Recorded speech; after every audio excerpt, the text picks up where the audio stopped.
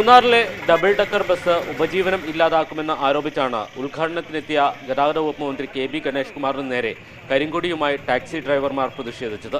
പ്രതിഷേധത്തിൽ അസംതൃപ്തി രേഖപ്പെടുത്തിയ മന്ത്രി ഉദ്ഘാടന വേദിയിൽ ഒരു പ്രഖ്യാപനവും നടത്തി.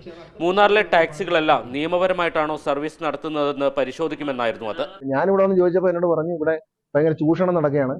ഈ മാട്ടുപ്പെട്ടി ഭാഗത്തേക്ക് പോകുന്ന ഈ ടൂറിസ്റ്റുകളെ വല്ലാതെ ചൂഷണം നടത്തുന്നു. പല നാട്ടിൽ നിന്ന് വരുന്ന ടൂറിസ്റ്റുകളെ ചൂഷണത്തിൽ നിന്ന് രക്ഷിക്കാൻ വേണ്ടിയിട്ടാണ് ഞാൻ വണ്ടി ഇടാന്ന് പറഞ്ഞത്. എന്തായാലും മന്ത്രിയുടെ പ്രഖ്യാപനത്തിന് പിന്നാലെ മോട്ടോർ വാഹന വകുപ്പ് ഉദ്യോഗസ്ഥർ സടകുടഞ്ഞ് എഴുന്നേറ്റു.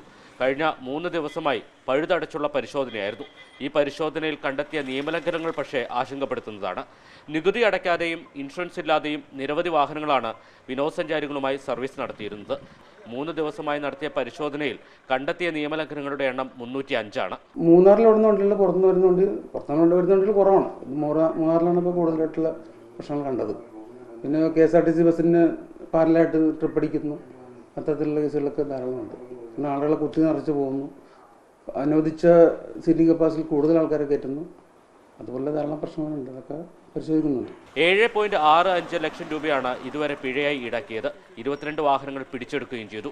ഇതുവരെ മോട്ടോർ വാഹന വകുപ്പ് ഉദ്യോഗസ്ഥർ കാട്ടിയ അനാസ്ഥയാണ് മൂന്നാറിലെ നിയമലംഘനങ്ങൾ വർദ്ധിക്കാനുള്ള കാരണമെന്ന് നിസ്സംശയം പറയാം.